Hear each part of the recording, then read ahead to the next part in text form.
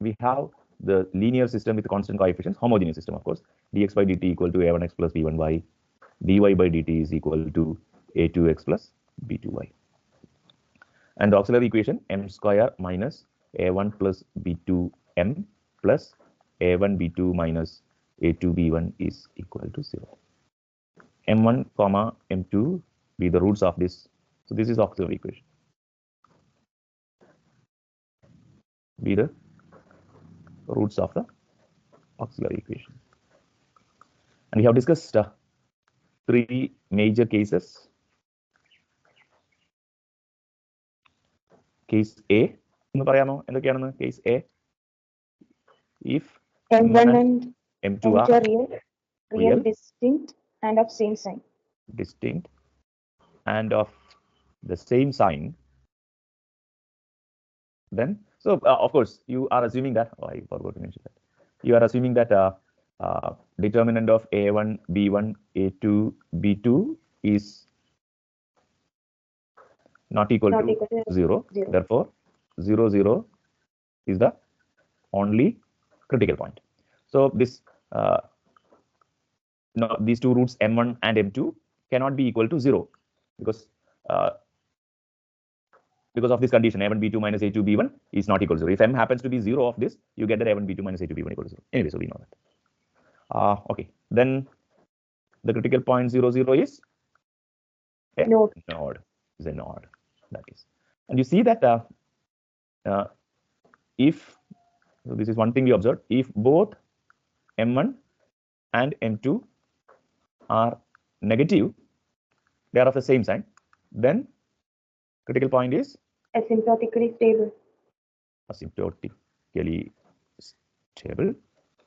And if both M1 and M2 are positive, then the critical point is unstable. That is case A. Then case B, what was case B? If M1 and M2 are real, distinct, and of opposite signs. Then the critical point 0, 0 is a saddle point. Yeah, of course, it will be unstable as well. Na? Unstable saddle point. Unstable saddle point. That was case B. And case C, if M1 and M2 are complex conjugates, but not pure imaginary, then what happens? The critical point 0, 0 is a spiral. 0, 0 is the spiral. Okay, spiral. And what about the stability? If the real part of M1 and M2, so remember the real part of M1 and M2 will be same, is because they are complex conjugates. So is negative, A plus IB, A minus IB എന്നാണ് നമ്മൾ എടുത്തത്. അത് negative ആണെന്നുണ്ടെങ്കിൽ, if the real part of M1 and M2 A എന്ന് പറയുന്നത് negative ആണെങ്കിൽ, then the critical point is asymptotically stable. Is it so? Yes, sir. And if the real part of M1 and M2 is positive, then the critical point is unstable. So these were the 3 major cases. Then we have 2 borderline cases. That is case D. First borderline case was case D. If M1 and M2 are real and equal, then the critical point 0, 0 is, what do you get? Node. Is a node. And regarding the stability, if M1 equal to M2 is negative, then the critical point is asymptotically stable. And if the real equal roots are both are, anyway, they have seen, so then the critical point is unstable. Okay. And the last case which we discussed today, case E, which says that if M1 and M2 are pure imaginary, then the critical point 0, 0 is a stable center. Stable, but not asymptotically stable, of course. Okay? Okay, sir. So, how can you consolidate all these 4 cases in the context or regarding the stability? Stability സംബന്ധിച്ചിടത്തോളം ഇപ്പോൾ നമുക്ക് ഒരു dx by dt equal to a1x plus b1 by dy by dt equal to a2x plus b2y എന്ന് പറയുന്ന ഒരു homogeneous linear system with constant coefficients തന്നിട്ടുണ്ട്. With these all these assumptions, 0, 0 is the only critical point, ഇതാണ് auxiliary equation, m1 m2 ആണ് അതിന്റെ Roots എങ്കിൽ ഈ m1 m2 ഒരിക്കലും 0 ആവാൻ കഴിയില്ല. അങ്ങനെയാണെങ്കിൽ നമുക്ക് കാണാൻ കഴിയുന്ന കാര്യം ഈ m1ന്റെയും ഈ 5 കേസും കൂടി ഒരുമിച്ചാണ് ഞാൻ പറയുന്നത്. The critical point 0, 0 is a stable critical point if and only if both m1 and m2 have non-positive real parts. And it is asymptotically stable if and only if both M1 and M2 have negative real parts.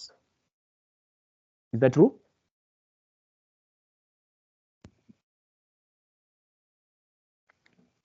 ആദ്യത്തെ കേസിൽ നോക്കൂ, ഞാൻ പറഞ്ഞ negative real part വരുമ്പോൾ asymptotically stable ആയിരിക്കും. Asymptotically stable ആണെങ്കിൽ negative real part ആയിരിക്കും.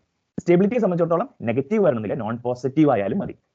Okay, അപ്പോൾ അതാണ് ഞാൻ പറഞ്ഞത്. I repeat the statement. The critical point 0, 0 is a stable critical point if and only if both M1 and M2 have non-positive real parts, and it is asymptotically stable if and only if both M1 and M2 have negative real parts. നോക്കൂ, നിങ്ങൾ ഈ ആദ്യത്തെ കേസിൽ നമ്മൾ ഈ പറയുന്നത് ശരിയല്ലേ? M1 ഉം M2 ഉം റിയൽ നമ്പറുകളാണ്. അപ്പോൾ അതിന്റെ റിയൽ പാർട്സ് എന്ന് പറഞ്ഞു കഴിഞ്ഞാൽ അവർ തന്നെ. അപ്പോൾ നെഗറ്റീവ് ആണെങ്കിൽ അസിംപ്റ്റോട്ടിക്കലി സ്റ്റേബിൾ, നെഗറ്റീവ് അല്ലെങ്കിൽ അല്ല, അസിംപ്റ്റോട്ടിക്കലി സ്റ്റേബിൾ അല്ല. ആദ്യത്തെ കേസ് പ്രകാരം അത് ഓക്കെയാണ്. രണ്ടാമത്തെ കേസിൽ അത് real distinct and of opposite signs ആണ്. അപ്പോൾ രണ്ടുപേരുടെയും റിയൽ പാർട്ട് നെഗറ്റീവോ നോൺ പോസിറ്റീവോ ആവില്ല, ഒരാൾ എങ്ങനെയും പോസിറ്റീവ് ആയിരിക്കും. അപ്പോൾ അതുകൊണ്ട് ആ കേസിൽ നമുക്ക് സ്റ്റെബിലിറ്റി ഉണ്ടാവില്ല. ഇനി മൂന്നാമത്തെ കേസ് നോക്കിക്കഴിഞ്ഞാലോ, റിയൽ പാർട്ട് രണ്ടുപേരും റിയൽ പാർട്ട് നെഗറ്റീവ് ആണെങ്കിൽ അസിംപ്റ്റോട്ടിക്കലി സ്റ്റേബിൾ ആയിരിക്കും, റിയൽ പാർട്ട് സെയിം ആയിരിക്കും ആ കേസിൽ. അല്ലാത്ത സന്ദർഭത്തിൽ അൺസ്റ്റെബിലിറ്റി ആണ്. കേസ് ഡിയിലാണ് ഞാൻ ഈ പറയുന്നത് നോൺ പോസിറ്റീവ് എന്ന് പറയുന്നതിന്റെ ഒരു മീനിങ് വരിക. അതായത് കേസ് ഡി അല്ല, കേസ് ഇയിൽ. കേസ് ഡിയിൽ പറഞ്ഞ ശരിയാണ്, ഈ റൂട്ട് റിയൽ റൂട്ടാണ്, അത് നെഗറ്റീവ് ആണ്, അസിംപ്റ്റോട്ടിക്കലി സ്റ്റേബിൾ ആണ്, അല്ലെങ്കിൽ അൺസ്റ്റെബിലിറ്റി വരും. കേസ് ഇയെ സംബന്ധിച്ചിടത്തോളമാണ് ഞാൻ പറഞ്ഞത്, അതിനകത്ത് റിയൽ പാർട്ട് എന്ന് പറയുന്നത് 0 ആണ്. ആ കേസിൽ നമുക്ക് സ്റ്റെബിലിറ്റി ആണ് കിട്ടുന്നത്, പക്ഷേ അസിംപ്റ്റോട്ടിക് സ്റ്റെബിലിറ്റി ഇല്ല. Is that clear? Yes, sir. So that is what explained in this particular theorem. So this is the theorem. The critical point 0, 0 of the linear system is stable if and only if both roots of the auxiliary equation have non-positive real parts, and it is asymptotically stable if and only if both roots have negative real parts. അപ്പോൾ ആ തിയറത്തിന്റെ proof എന്ന് പറയുന്നത് നമ്മൾ ഈ discuss ചെയ്ത 5 കേസുകളുമാണ്. 5 കേസുകളും കൺസോൾട്ടേറ്റ് ചെയ്യുമ്പോൾ കിട്ടുന്നതാണ് നമുക്ക് ആ result.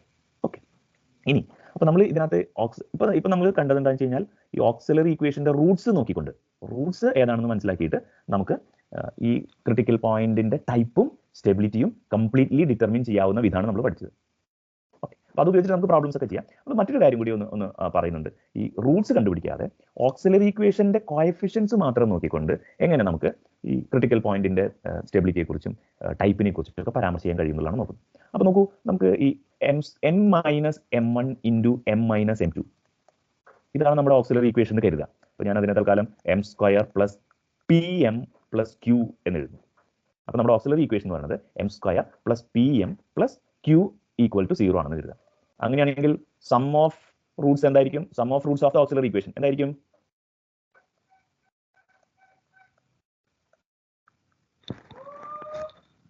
What will be sum of roots?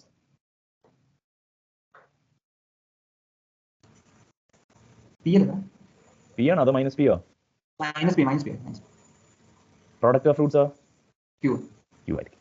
So sum of roots will be minus p and product of roots. അപ്പോൾ നമ്മൾ ഇനി പഠിക്കാൻ പോകുന്നത്, ഇപ്പൊ നമ്മൾ പഠിച്ചത് ലീനിയർ സിസ്റ്റത്തിൽ ഓക്സിലറി ഇക്വേഷന്റെ റൂട്ട്സ് കണ്ടുപിടിച്ചിട്ട് അത് കേസ് എയിലാണോ, കേസ് ഡിയിലാണോ, സിയിലാണോ, ഡിയിലാണോ, ഇയിലാണോ, അതിൽ തന്നെ അങ്ങനെ നോക്കിക്കഴിഞ്ഞാൽ നമുക്ക് ടൈപ്പ് കിട്ടും. പിന്നെ അതിനകത്ത് തന്നെ ഈ പറഞ്ഞ തിയറം അപ്ലൈ ചെയ്ത് കഴിഞ്ഞാൽ രണ്ട് റൂട്ട്സിനും നോൺ പോസിറ്റീവ് റിയൽ പാർട്സ് ആണെങ്കിൽ സ്റ്റേബിൾ ആണെന്ന് കിട്ടും, രണ്ടിനും നെഗറ്റീവ് റിയൽ പാർട്സ് ആണെങ്കിൽ അസിംപ്റ്റോട്ടിക് സ്റ്റെബിലിറ്റി കിട്ടും, ഏതെങ്കിലും ഒരെണ്ണത്തിന് പോസിറ്റീവ് ആയിട്ടുള്ള റിയൽ പാർട്ട് വന്നു കഴിഞ്ഞിട്ടുണ്ടെങ്കിൽ അൺസ്റ്റേബിൾ ആയി പോവുകയും ചെയ്യും. അപ്പോൾ അത് നമുക്ക് കംപ്ലീറ്റ് ഡിസ്കഷൻ കഴിഞ്ഞു. പക്ഷേ നമ്മൾ ഈ കോഎഫിഷ്യൻസിന്റെ ടേംസിൽ കൂടി ഇതിനെ എഴുതാൻ പറ്റുമോ എന്നുള്ളതാണ് നമ്മൾ നോക്കുന്നത്. ഓക്കെ, അപ്പോൾ നമുക്കറിയാം ഇത് ക്വാഡ്രാറ്റിക് എക്സ്പ്രഷൻ ആയതുകൊണ്ട് m1 m2 എന്നൊക്കെ പറയുന്നത് minus p plus or minus √p² minus 4q divided by 2 ഇതായിരിക്കും ആ റൂട്ട്സ് എന്ന് പറയുന്നത്.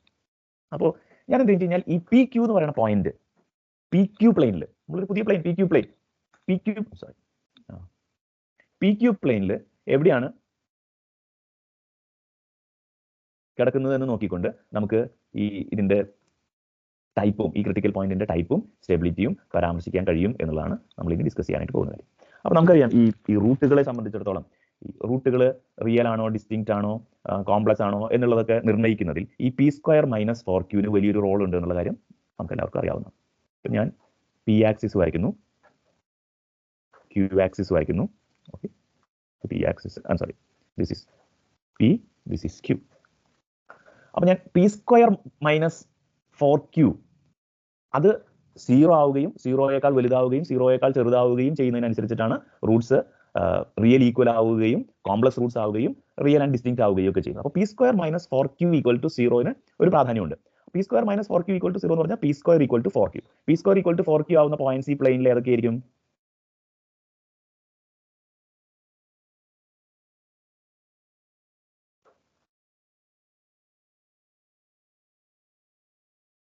ഈ പരാബോളയിലെ പോയിന്റ്സ് ആയിരിക്കും P square minus 4q equal to 0 ആവുന്ന പോയിന്റ്സ്.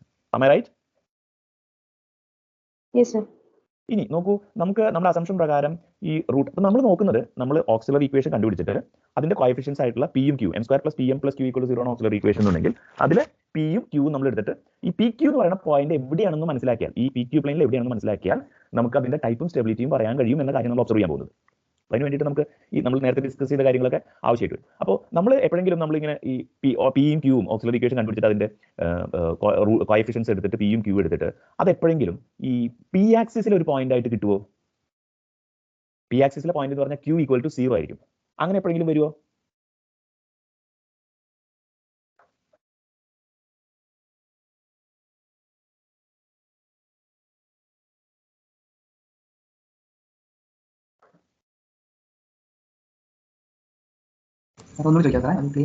അതായത് നമ്മൾ ഒരു linear system dx/dt = a1x + y, dy/dt = a2x + b2y തന്നിട്ടുണ്ട്. നമ്മൾ നേരത്തെ പറഞ്ഞ അസംഷൻ ഒക്കെ ഉണ്ട്. 0 0 ആണ് അതിന്റെ critical point, 0 0 is only critical point. നമ്മൾ അപ്പോൾ m² ഈ പറഞ്ഞ ഓക്സിലറി ഇക്വേഷൻ, അതിന്റെ ഓക്സിലറി ഇക്വേഷൻ കണ്ടുപിടിച്ചു. ഓക്സിലറി ഇക്വേഷൻ നമുക്ക് m² + pm + q = 0 എന്ന് കിട്ടിയ ഓക്സിലറി ഇക്വേഷൻ. ആ പിയും ക്യൂവും എടുത്തു. ആ പിയും ക്യൂ എടുക്കുമ്പോൾ എപ്പോഴെങ്കിലും q = 0 ആവുന്നതാണ് ചോദ്യം.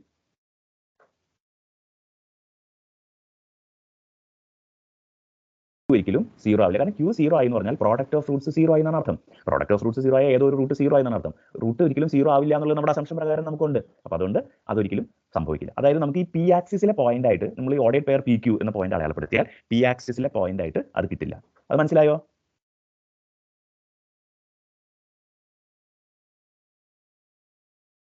ക്ലിയർ? ഓക്കെ.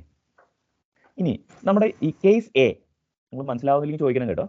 കേസ് എ അതായത് റൂട്ട്സ്, ഇത് വളരെ ബേസിക് ഡിസ്കഷൻ ആണ്. നമ്മുടെ ക്വാഡ്രാറ്റിക് ഇക്വേഷനും അതിന്റെ റൂട്ട്സും കാര്യങ്ങളും മാത്രമേ അതിനകത്ത് ഇൻവോൾവ് ആയിട്ടുള്ളൂ. ഒന്ന് കൺസോൾട്ടേറ്റ് ചെയ്ത് അവിടുത്തെ കാര്യങ്ങളൊന്ന് കൺസോൾട്ടേറ്റ് ചെയ്ത് മനസ്സിലാക്കണം എന്നുള്ളത് മാത്രമേ ഉള്ളൂ. ഇതിനകത്ത് കേസ് എ വരുന്നത് എപ്പോഴാണെന്ന് നിങ്ങൾക്ക് ഐഡന്റിഫൈ ചെയ്യാൻ പറ്റുമോ? കേസ് എ എന്ന് പറഞ്ഞു കഴിഞ്ഞാൽ എന്തായിരുന്നു? റൂട്ട്സ് റിയൽ ആണ്, ഡിസ്റ്റിങ്ക്റ്റ് ആണ്, സെയിം സൈൻ ആണ്. നോക്കൂ, ഈ P square minus 4q greater than 0 ആവുന്നത് ഈ കർവിൽ, ഈ പരാബോളയിലാണ് P square minus 4q equal to 0 ആവാന്ന് പറഞ്ഞു. എപ്പോഴാണ് P square minus 4q greater than 0 ആവുക? എപ്പോഴാണ് P square minus 4q less than 0 ആവുക? ഒന്ന് പറയാമോ? ഈ പരാബോളയുടെ ഉള്ളിൽ എന്താ സംഭവിക്കുക? P square minus 4q greater than 0 ആണോ ലെസ് ദാൻ 0 ആണോ?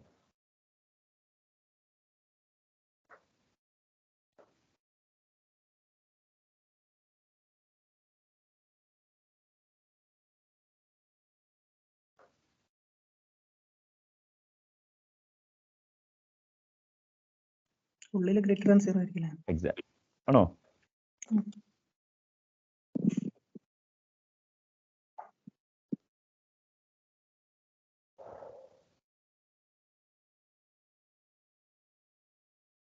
നിങ്ങൾ രണ്ട് പോയിന്റ് ഒക്കെ എടുത്തൊന്ന് പരിശോധിച്ച് നോക്കൂ.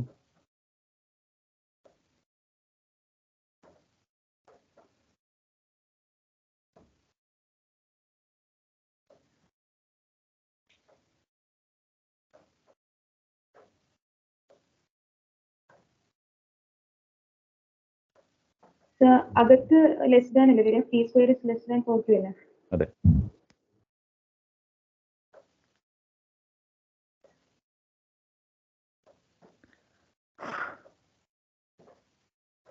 സോ ഈ പരാബോളയുടെ അകത്ത് P square minus 4q less than 0യും ഇതിന് പുറത്ത് P square minus 4q greater than 0യും. അത് പല രീതിയിൽ മനസ്സിലാക്കാൻ കേട്ടോ. ഇപ്പോൾ നമ്മൾ ഇവിടെ ഒരു പോയിന്റ് എടുക്കുന്നു, ഈ പരാബോളയിൽ ഒരു പോയിന്റ് എടുക്കുന്നു കേട്ടോ. അത് പി ക്യൂ ആണെന്ന് വിചാരിക്കും. പി ക്യൂ എന്നാണല്ലോ എടുക്കേണ്ടത്. അപ്പോൾ ഈ ഡിസ്റ്റൻസ് ആണ് പി, ഈ ഡിസ്റ്റൻസ് ആണ് ക്യൂ. അപ്പോൾ അതിനെ സംബന്ധിച്ചിടത്തോളം പി സ്ക്വയർ എന്ന് പറയുന്നത് 4q ആണ്. ഇനി നമ്മൾ ഇതേ പി തന്നെ എടുത്താൽ ഇവിടെ ക്യൂവിന്റെ വാല്യൂ ഇതാ, ഇപ്പൊ ഇവിടെ ഒരു പോയിന്റ് എടുത്തു കഴിഞ്ഞാൽ പിയുടെ വാല്യൂ സെയിം ആണ്, ക്യൂവിന്റെ വാല്യൂ കൂടിയിട്ടുണ്ടാവും. അപ്പോൾ ഈ ഡിസ്റ്റൻസ് തന്നെ പി സ്ക്വയർ എന്ന് പറയുന്നത് 4q ആണ്.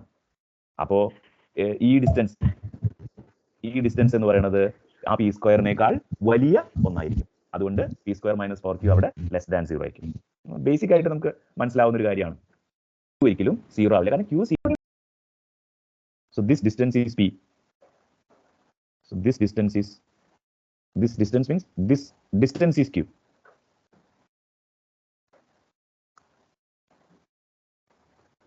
ഓക്കെ, അപ്പോൾ ഈ പരാബോളയുടെ ഉള്ളിലുള്ള ഏതെങ്കിലും ഒരു പോയിന്റ് എടുത്തു കഴിഞ്ഞാൽ, ഇവിടെ ഒരു പോയിന്റ് എടുത്തു കഴിഞ്ഞാൽ അവിടെ പിയുടെ വാല്യൂവിന് മാറ്റം ഉണ്ടാവില്ല, പക്ഷെ ക്യൂവിന്റെ വാല്യൂ കുറച്ചുകൂടി കൂടിയുണ്ടാവും. കാരണം ഈ അകലാണ് ക്യൂവിന്റെ വാല്യൂ.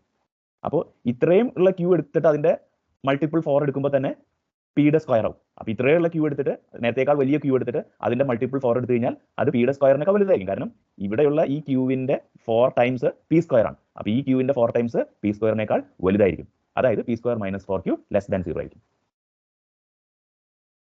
അതും അല്ലെങ്കിൽ അതാണ് അതിന്റെ ഒരു തിയററ്റിക്കൽ രീതി. അല്ലെങ്കിൽ എളുപ്പത്തിൽ കണ്ടുപിടിക്കാനൊക്കെ ആണെങ്കിൽ നിങ്ങൾ ഇവിടെയുള്ള ഒരു പോയിന്റ് എടുത്ത് നോക്കുക. ക്യൂ ആക്സിസിൽ ഇപ്പൊ ഞാൻ ഇവിടെ അടയാളപ്പെടുത്തി ഇവിടെ ഒരു പോയിന്റ്. അപ്പോൾ അതിൽ p ഈക്വൽ ടു 0 ആയിരിക്കും, q എന്ന് പറയുന്നത് പോസിറ്റീവ് ആയിരിക്കും. അപ്പോൾ പി സ്ക്വയർ മൈനസ് 4q എന്ന് പറയുന്നത് നെഗറ്റീവ് ആയിരിക്കും. അങ്ങനെയാണ് സാധാരണഗതിയിൽ എളുപ്പത്തിൽ കണ്ടുപിടിക്കുക. Is that okay? Yes, okay, sir. Yes, sir.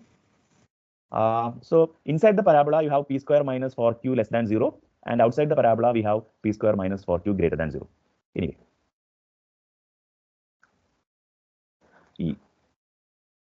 lower half plane. അപ്പോൾ lower half planeൽ p square minus 4q greater than 0 ആയിരിക്കും. q എന്തായിരിക്കും? lower half plane എന്ന് പറഞ്ഞാൽ q less than 0 ആയിരിക്കും, അല്ലേ? Yes, sir. Sir. അത് നമ്മൾ ഡിസ്കസ് ചെയ്ത 5 കേസുകളിൽ ഏത് കേസിനെയാണ് അത് റെപ്രസെന്റ് ചെയ്യുന്നത്? അത്തരം പിയും ക്യൂവും, അതാണ് എന്റെ ചോദ്യം. ഈ ലോവർ ഹാഫ് പ്ലെയിനിലാണ് നമുക്ക് ഒരു ഓർഡേഡ് പെയർ പി ക്യൂ നമ്മൾ ഐഡന്റിഫൈ ചെയ്യുന്നതെങ്കിൽ നമുക്കറിയാം ക്യൂ ലെസ് ദാൻ 0 ആണ്. മാത്രമല്ല P square minus 4q greater than 0യുമാണ്. അങ്ങനെയാണെങ്കിൽ നമ്മൾ ഡിസ്കസ് ചെയ്ത 5 കേസുകളിലെ ഏത് കേസിനെയാണ് അത്തരം പി ക്യൂ റെപ്രസെന്റ് ചെയ്യുന്നത്? അല്ലെങ്കിൽ ഏത് കേസിലാണ് നമുക്ക് കിട്ടുക? അങ്ങനെ ഒരു പി ക്യൂ ആണ് നമുക്ക് വരുന്നതെങ്കിൽ ഏത് കേസാണ് നമുക്ക് കിട്ടുക?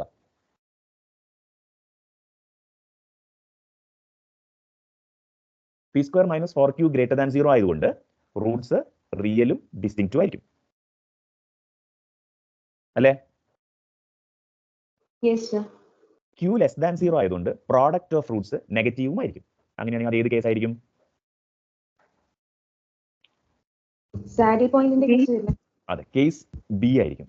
അപ്പോൾ ഇവിടെയാണ് നമ്മുടെ പി ക്യൂ എന്ന ഓർഡേഡ് പെയർ ലോവർ ഹാഫ് പ്ലെയിനിലാണ് കിടക്കുന്നതെങ്കിൽ നമുക്ക് ഒരു അൺസ്റ്റേബിൾ സാഡിൽ പോയിന്റ് ആണ് ലഭിക്കുക എന്നതാണ് നമുക്ക് കിട്ടുന്നത്. ഇനി കേസ് എയെ റെപ്രസെന്റ് ചെയ്യുന്ന റീജിയൻ ഒന്ന് എനിക്ക് പറഞ്ഞു തരാമോ? കേസ് എയെ റെപ്രസെന്റ് ചെയ്യുന്ന റീജിയൻ പി ക്യൂ ആണ് നമ്മളിവിടെ പറയുന്നത്. അപ്പോൾ കേസ് എ എന്ന് പറഞ്ഞു കഴിഞ്ഞാൽ റൂട്ട്സ് റിയൽ ആണ്, ഡിസ്റ്റിങ്ക്റ്റ് ആണ്, and of the same sign. Roots റിയലും ഡിസ്റ്റിങ്ക്റ്റും ആണെന്ന് പറഞ്ഞിട്ടുള്ളതുകൊണ്ട് P square minus 4q greater than 0 ആയിരിക്കും. P square minus 4q greater than 0 ആയിരിക്കും. അപ്പോൾ അത് ഏത് റീജിയൻ ആണെന്ന് മനസ്സിലാവുന്നുണ്ടോ? ദാദാ ഈ റീജിയൻ ഒക്കെ വരും, അല്ലേ? അതുപോലെ ഈ റീജിയൻ എല്ലാം വരും. Am I right? അവിടേക്കാണ് P square minus 4q greater than 0 ആവുന്നത്. ബാക്കി ഭാഗങ്ങൾ ഓൾറെഡി ഡിസ്കസ് ചെയ്ത് കഴിഞ്ഞു. കേസ് ബി, അപ്പോൾ പി ആക്സിസിന്റെ താഴേക്ക് ഇനി നോക്കേണ്ടതില്ല. അപ്പോൾ P square minus 4q greater than 0 ആണ്. പിന്നെന്താ? They are of the same sign, അല്ലേ? Same sign. അപ്പൊ നമുക്ക് എന്താ സന്ദർഭത്തിൽ കിട്ടുന്നത്? എന്താ? നോഡാണ്, അല്ലേ? അപ്പൊ പി ക്യൂ ഇവിടെയാണ് കിടക്കുന്നതെങ്കിൽ നമുക്ക് നോഡാണ് ലഭിക്കുക. അതിനകത്ത് എപ്പോഴാണ് നമുക്ക് സ്റ്റെബിലിറ്റി കിട്ടുക? ഏത് റീജിയനിലെ സ്റ്റെബിലിറ്റി ഉണ്ടാവുക എന്ന് പറയാൻ പറ്റുമോ? അസിംപ്റ്റോട്ടിക് സ്റ്റെബിലിറ്റിയും ഒരു കേസിൽ അതായത് നമ്മൾ പറയുന്നത് അത് ഈ രണ്ട് റൂട്ടുകളും, കേസ് എയിൽ നമ്മൾ പറയുന്നത് ഈ രണ്ട് റൂട്ടുകളും നെഗറ്റീവ് ആണെങ്കിലാണ് നമുക്ക് അസിംപ്റ്റോട്ടിക് സ്റ്റെബിലിറ്റി. അപ്പോൾ രണ്ട് റൂട്ടും നെഗറ്റീവ് ആണെന്ന് പറഞ്ഞാൽ സം ഓഫ് റൂട്ട്സ് എന്ന് പറയുന്നത് എന്തായിരിക്കും? നെഗറ്റീവ് ആയിരിക്കും, അല്ലേ?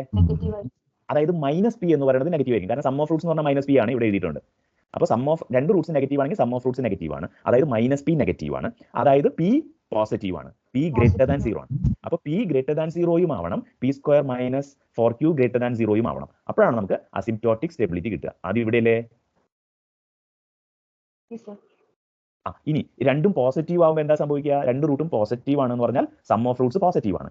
അതായത് മൈനസ് പി പോസിറ്റീവ് ആണ്. അതായത് പി നെഗറ്റീവ് ആണ്. പി നെഗറ്റീവ് വരുന്നത് ഇവിടെയാണ്. അതുകൊണ്ട് അൺസ്റ്റേബിൾ.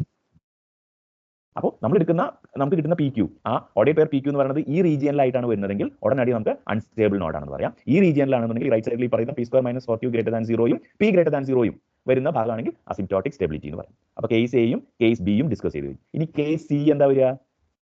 കേസ് സി പറയുന്നത് റൂട്ട്സ് കോംപ്ലക്സ് ആണ് എന്ന് പറഞ്ഞാൽ പരാബോളയുടെ ഉള്ളിലാണ്, പക്ഷെ പ്യുവർ ഇമാജിനറി അല്ല. പ്യുവർ ഇമാജിനറി ആണ് എന്ന് പറഞ്ഞു കഴിഞ്ഞാൽ അതിന്റെ റിയൽ പാർട്ട് 0 ആണെന്നല്ലേ അർത്ഥം? റൂട്ട്സിന്റെ റിയൽ പാർട്ട് 0 ആണെന്നാണ് അർത്ഥം. അപ്പോൾ റിയൽ പാർട്ട് 0 ആവാന്ന് പറഞ്ഞു കഴിഞ്ഞാൽ -p/2 വലിയ റിയൽ പാർട്ട്. ഇവിടെ m1 m2 ഞാൻ എഴുതിയിട്ടുണ്ട്, -p/2 ആണ് റിയൽ പാർട്ട്. അപ്പോൾ റിയൽ പാർട്ട് 0 ആവാന്ന് പറഞ്ഞു കഴിഞ്ഞാൽ p = 0 ആവുക, അതായത് ഈ ലൈനിൽ കിടക്കുക എന്നാണ് അർത്ഥം. അപ്പോൾ റിയൽ പാർട്ട് 0 അല്ല, പ്യുവർ ഇമാജിനറി അല്ല എന്ന് പറഞ്ഞു കഴിഞ്ഞാൽ ഈ റീജിയനുകളിലാണ് അത് കിടക്കുന്നുണ്ടാവുക. ആ സന്ദർഭത്തിൽ നമുക്ക് എന്താ കിട്ടുക? സ്പൈറൽ ആണ് കിട്ടുക, അല്ലേ? ഇനി അതിനകത്ത് സ്റ്റെബിലിറ്റി എങ്ങനെയാ പറയാ? സ്റ്റെബിലിറ്റി പറയുന്നത് റിയൽ പാർട്ട് നെഗറ്റീവ് ആണെങ്കിൽ അസിംപ്റ്റോട്ടിക് സ്റ്റെബിലിറ്റിയും പോസിറ്റീവ് ആണെങ്കിൽ അൺസ്റ്റെബിലിറ്റിയും ആണ്. റിയൽ പാർട്ട് എന്ന് പറഞ്ഞാൽ -p/2 നെഗറ്റീവ് ആവുക എന്ന് പറഞ്ഞാൽ എന്താ കിട്ടുക? പി എന്ന് പറയുന്നത് പോസിറ്റീവ് ആവുക. പി പോസിറ്റീവ് ആവാന്ന് പറഞ്ഞു കഴിഞ്ഞാൽ ഈ ഫസ്റ്റ് ക്വാഡ്രന്റിൽ ഈ ഭാഗമാണ്. അപ്പോൾ അവിടെ നമുക്ക് അസിംപ്റ്റോട്ടിക്കലി സ്റ്റേബിൾ സ്പൈറൽ ആണ് എന്ന് കിട്ടും. ഇവിടെയോ അൺസ്റ്റേബിൾ ആണ് എന്ന് കിട്ടും. ക്ലിയർ അല്ലേ? ഇതാണ് 3 മേജർ കേസുകൾ നമ്മൾ ഡിസ്കസ് ചെയ്തത്. ഇനി നമ്മൾ 2 ബോർഡർ ലൈൻ കേസുകൾ ഡിസ്കസ് ചെയ്തു. കേസ് ഡി അതെന്തായിരുന്നു? Roots real and equal. Roots റിയലും ഈക്വൽ ആവുന്നത് ഈ ഡയഗ്രാമാറ്റിക് റെപ്രസെന്റേഷനിൽ പി ക്യൂ പ്ലെയിനിലെ ഏത് പോയിന്റുകളിൽ കിടക്കുമ്പോഴാണ് റൂട്ട്സ് റിയലും ഈക്വൽ ആവുന്നത്? റൂട്ട്സ് റിയലും ഈക്വൽ ആവുന്നത് p² - 4q = 0 എന്ന് പറയുന്ന പരാബോളയിൽ നമ്മുടെ പി ക്യൂ എന്ന് പറയുന്ന പോയിന്റ് കിടക്കുമ്പോഴല്ലേ? അപ്പൊ ആ സന്ദർഭത്തിൽ നമുക്ക് എന്ത് കിട്ടും? നോഡ് ആണെന്ന് കിട്ടും. അതിനകത്ത് തന്നെ അപ്പോൾ ആ റിയൽ റൂട്ട്സ് എന്ന് ഈക്വൽ ആയിട്ടുള്ള റൂട്ട്സ് എന്ന് പറയുന്നത് -p/2 ആയിരിക്കും. അപ്പോൾ അത് പോസിറ്റീവ് ആവുമ്പോൾ റൂട്ട് പോസിറ്റീവ് ആവുമ്പോൾ അൺസ്റ്റേബിളും റൂട്ട് നെഗറ്റീവ് ആവുമ്പോൾ അസിംപ്റ്റോട്ടിക് സ്റ്റെബിലിറ്റിയുമാണ്. അതായത് -p/2 പോസിറ്റീവ് ആവുമ്പോൾ അൺസ്റ്റേബിൾ, അതായത് p നെഗറ്റീവ് ആവുമ്പോൾ അൺസ്റ്റേബിൾ. p നെഗറ്റീവ് ആവാന്ന് പറഞ്ഞാൽ ഈ സെക്കൻഡ് ക്വാഡ്രന്റിലുള്ള ഈ ഭാഗം. അപ്പോൾ നമുക്ക് അത് അൺസ്റ്റേബിൾ നോഡാണ് എന്ന് കിട്ടും. ഇവിടെ നമുക്ക് എന്ത് കിട്ടും? അസിംപ്റ്റോട്ടിക്കലി സ്റ്റേബിൾ ആയിട്ടുള്ള നോഡാണെന്ന് കിട്ടും. അത് ഈ ബോർഡർ ലൈനിൽ കിടക്കുന്നതുകൊണ്ടാണ് അതിനെ ബോർഡർ ലൈൻ കേസ് എന്ന് പറയുന്നത്. ഈ നോഡിന്റെയും സ്പൈറലിന്റെയും ഇടയ്ക്കുള്ള ബോർഡർ ലൈനിലുള്ള നോഡായതുകൊണ്ടാണ് അതിനെ ബോർഡർ ലൈൻ കേസ് എന്ന് പറയുന്നത്. ഇനി നമുക്ക് ഒരു ബോർഡർ ലൈൻ കേസ് കൂടിയാണ് ബാക്കിയുള്ളത്, ഈ പോസിറ്റീവ് ക്യൂ ആക്സിസിലുള്ളത്. അതേതാ സിറ്റുവേഷൻ? p = 0 ആവുകയാണ്, p² - 4q <0 ആണ്. p² - 4q <0 ആണ്, p = 0 ആണ്. അതായത് റൂട്ട്സ് പ്യുവർ ഇമാജിനറി. ആ സന്ദർഭത്തിൽ നമുക്ക് എന്താ കിട്ടുന്നത്? സെന്റർ ആണ് കിട്ടുന്നത്. അത് സ്റ്റേബിൾ ആണെന്ന് നമുക്ക് അറിയാം. എല്ലാ കേസുകളും ആയോ?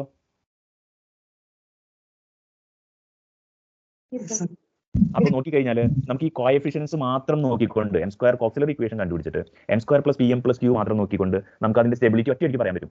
ഏത് ക്വാഡ്രന്റിൽ പോയിന്റ് കിടന്നാലാണ് ഓർഡർ പെയർ പി ക്യൂ ഏത് ക്വാഡ്രന്റിൽ ഉണ്ടെങ്കിലാണ് നമുക്ക് അസിംപ്റ്റോട്ടിക് സ്റ്റെബിലിറ്റി പറയാ? ഞാൻ എല്ലാം എഴുതിയിട്ടുണ്ടല്ലോ അതിനകത്ത്. ഫസ്റ്റ് ക്വാഡ്രന്റിൽ ആവുമ്പോൾ അസിംപ്റ്റോട്ടിക് സ്റ്റെബിലിറ്റി, സെക്കൻഡ് ക്വാഡ്രന്റിലും തേർഡ് ക്വാഡ്രന്റിലും ഫോർത്ത് ക്വാഡ്രന്റിലും ആവുമ്പോൾ അൺസ്റ്റെബിലിറ്റി. ആ പോസിറ്റീവ് y ആക്സിസിൽ വരുമ്പോൾ സ്റ്റെബിലിറ്റി. പോസിറ്റീവ് y ആക്സിസ് അല്ല, സോറി, പോസിറ്റീവ് q ആക്സിസിൽ വരുമ്പോൾ സ്റ്റെബിലിറ്റി. Is that okay? അപ്പോൾ അതാണ് ഇവിടെ തിയറം ബി എന്ന് പറഞ്ഞ് പരാമർശിച്ചിട്ടുള്ളതിന്റെ പ്രൂഫാണ് നമ്മളിപ്പോൾ പറഞ്ഞത്. Critical point 00 of the linear system 1 is asymptotically stable if and only if the coefficients p and q of the auxiliary equation are both positive. അതാണ് first ക്വാഡ്രന്റിൽ വരുന്ന ഭാഗം. അപ്പോഴാണ് അത് അസിംപ്റ്റോട്ടിക്കലി സ്റ്റേബിൾ ആവുന്നത്. If and only if. ഇവിടെ ഈ പിക്ചറാണ് ഞാനിപ്പോൾ വിശദീകരിക്കാൻ ശ്രമിച്ചത്. ഇത് പി ആക്സിസ് നോക്കൂ. നമ്മൾ ഓർഡർ പെയർ പി ക്യൂ എഴുതുമ്പോൾ പി ആക്സിസിൽ വരില്ല, കാരണം പി ആക്സിസിലെ പോയിന്റുകൾക്ക് q = 0 ആയിരിക്കും. അങ്ങനെ സംഭവിക്കില്ല. ഈ പരാബോള എന്ന് പറയുന്നത് p² - 4q = 0 എന്നുള്ളതാണ്. കേസ് ബി പറയുന്നതാണ് ആദ്യം നമ്മൾ പറഞ്ഞത് അൺസ്റ്റേബിൾ സാഡിൽ പോയിന്റ് q < 0യും p² - 4q > 0യും roots real distinct and of opposite sign. പിന്നെ നമ്മൾ ഇവിടെ ഈ നോഡുകളെ കുറിച്ചിട്ടാണ് പറഞ്ഞത്. ഈ നോഡുകൾ p² - 4q > 0യും ആണ് റൂട്ട്സ്.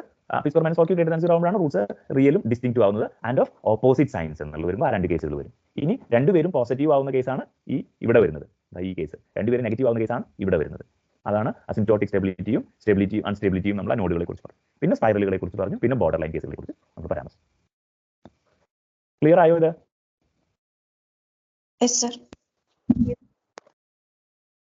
അത് വളരെ യൂസ്ഫുൾ